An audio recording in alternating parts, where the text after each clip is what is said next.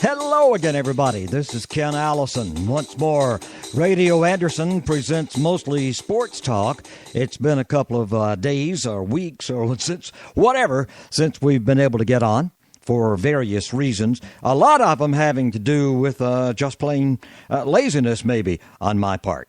You know, that's I don't deny that. That could very well be a lot of it. But anyway, here we are. We're recording this particular program on a Tuesday, the 24th of February. A little snow out there on the ground here at Radio Anderson. And a lot of things have gone on. And some things more important will be gone on by the time some of you actually hear our show, because of the activities that will be going on in basketball and all that sort of thing. So we'll take a little look and go here and there. And since we kind of lean toward Clemson, we'll talk about their basketball situation first. Excuse me. They, on the 28th, will play Georgia Tech here. Then they play NC State at Clemson again on March the 3rd. On the 7th, they travel to South Bend to play the Irish. Clemson needs to win a couple of those ball games to be even considered in a chance that they can go on to something else. It's not going to be the big dance. You can forget that. That's over unless everybody else has got snowed in and nobody else could show up at the tournament for the ACC tournament, and Clemson won it. They are not going. So the tournament starts on the 10th, I think. Okay. Now, that being said, Clemson does have an outside chance of making the NIT. I don't know what they would have to do, but remember, lots of times when it comes to the NIT, you can kind of say to the NIT, I will guarantee you this number of tickets. Yep, I can. And that will often help you get into the NIT, the number of tickets that you can kind of guarantee them. So Clemson also often gets in on that. Quickly, as we talk now, Kentucky is 27-0, and I don't see anybody beating Kentucky the rest of the season. Virginia is 25-1, and as they struggle through or go through their conference, and there are people in there who could possibly beat them, including Duke. So Virginia has a little bit of a problem. Gonzaga is 28-1. They're definitely a shoo-in. Don't know how they're going to do once they get any further. Duke, 24-3. They've done some struggling recently, off and on, and they need to kind of continue what they're doing to advance. Probably going to make the dance. Wouldn't you think, with 24-3 being Duke? Wisconsin is 25-2. Villanova is 26-2. Arizona is 24-3, and Kansas is 22-5. Northern Iowa, 26-2. Everybody in the top 25 in college men's basketball has single-digit losses. Single-digit losses. That in itself is saying there's some good basketball out there. Really good. And when the tournaments start and the adrenaline flows, everybody from the lowly fan like one of like I, or to the big coaches like Coach K and Roy Williams. Well, things get a little different in those areas, and always somebody like a Gonzaga or a Winthrop are kind of darlings. They're sweethearts for people. So that has what's going to happen now. Some of you will know some of this by the time some of you hear our program. Take a look at the women's basketball. Talk about the top five. UConn 26-1, South Carolina 25-1, and South Carolina is tough too. Man, they are. Notre Dame is 25-2. They're number 4, 25-2. And Maryland, now in the Big Ten, is 24-2.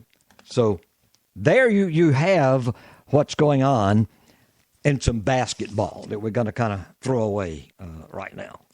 That's kind of what we're going to let be there. We'll talk a little college baseball. Kind of snowy here on this Tuesday. Clemson had a game snowed out with Winthrop today. They have the big weekend series coming up. Friday, they play South Carolina at Doug Kingsmore. On Saturday, they go over to Greenville to play over there. And then on Sunday, they go to Columbia. This is that 3-game little thing that they do. And Clemson has not fared very well in the past several years in that.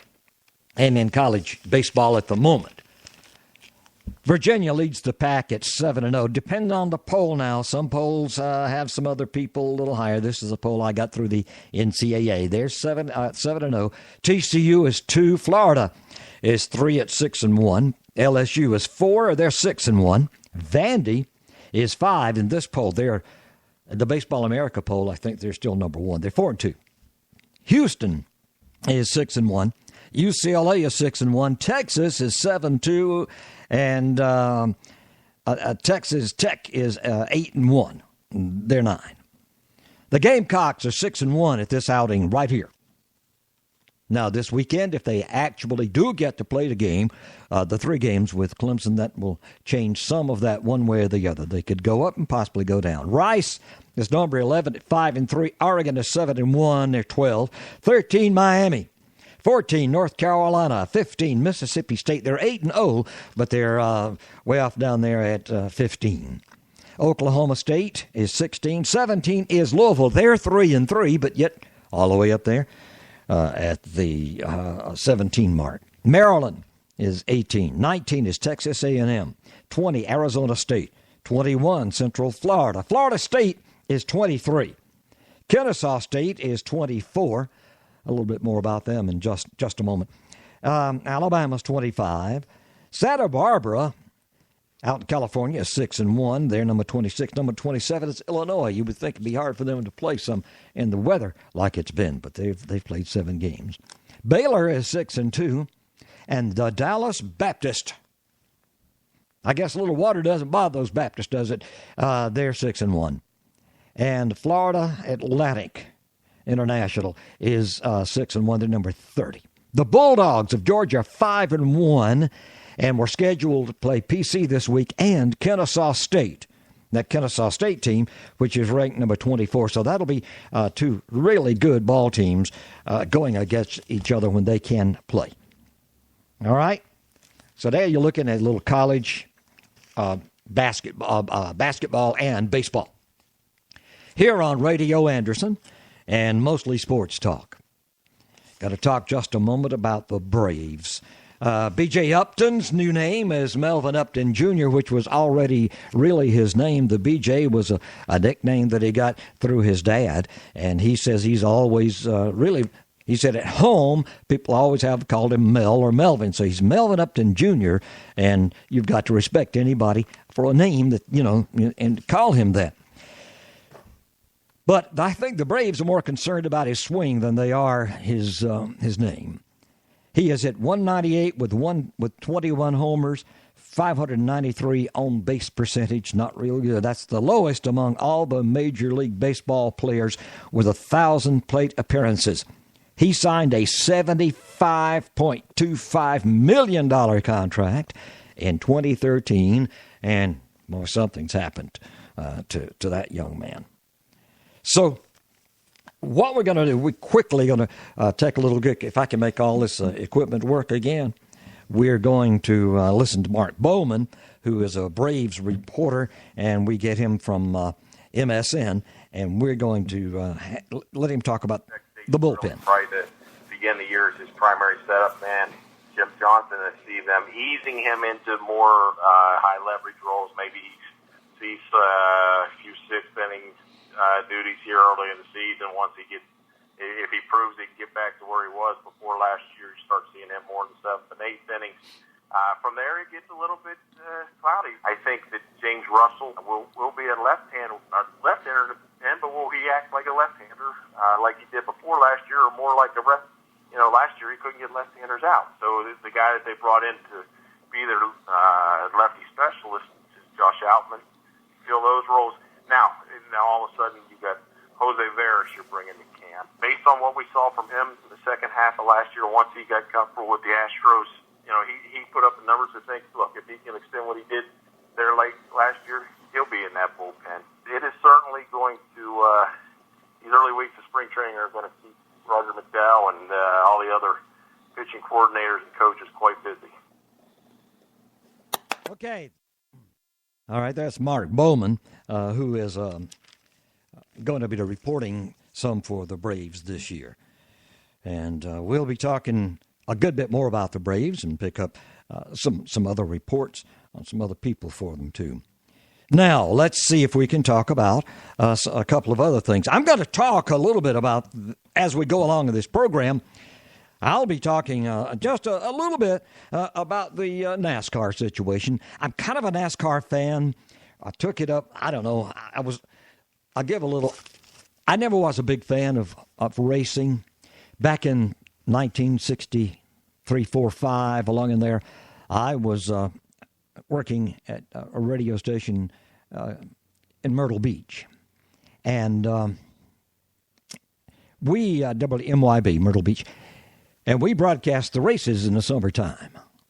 There was a racetrack. If you've been to Conway to Myrtle Beach, you've seen it on the left going in. Racetrack out there called Myrtle Beach Speedway. And we would go down there and broadcast those races. I didn't know all that much about auto racing of any kind. This would be like your modifieds and sportsmen they were called back then, maybe amateurs. And occasionally what they call, I'll think of the name of that circuit that would bring in the Grand National guys. That would be the big guys would come in once a year and run a race there on a Saturday night. It was a dirt track at that time. Might be paved now. But I had a guy that worked part-time at the radio station, and he knew he could keep up with who's doing what. So he and I would go out there and park a big old white van with the radio station, WMYB, 1450, I guess, on the dial. And we would do these races, even a motorcycle race. We did a motorcycle race. There was a modified race there one Saturday night. The guy got hurt really badly. Even sometime later, I know he was, weeks later, he was still hurt up pretty badly. I never did know what happened to the man. He was from Charleston. I never did know any more about what happened to him. But we would have the races with the big guys of the day in. Remember the 60s, and that would be both the Pettys, I think, and, guys like Benny Parsons and Cale Yarborough and the Allisons and those guys. And they would come in and race, and we would have them. Then I got away from racing. Didn't much care. But after baseball started having so many strikes and all that stuff that was going on, I kind of picked up again on racing. And when you're going to be a race fan, you've got to decide who you pull for. And race fans, more than anybody else, have who they pull against. They do. And so I said, well, let me go in here. And so I decided I'd pull for a guy who could basically speak the King's English or the Queen's English. And I said, I'll pull for this fella. He, he's not a good old boy. And a lot of people don't like him because of that. So I started, Jeff Gordon was going to be my driver. And he still is, as a matter of fact.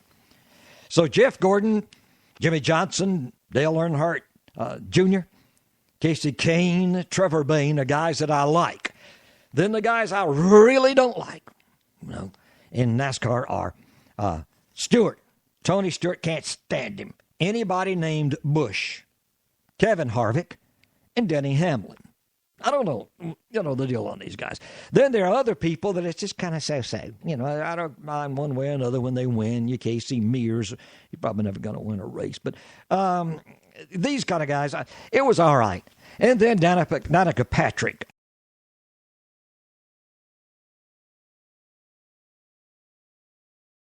They show that off in some of the costumes they have her do in the magazines and everything. That's about all I know. I don't know about her much as a race car driver yet.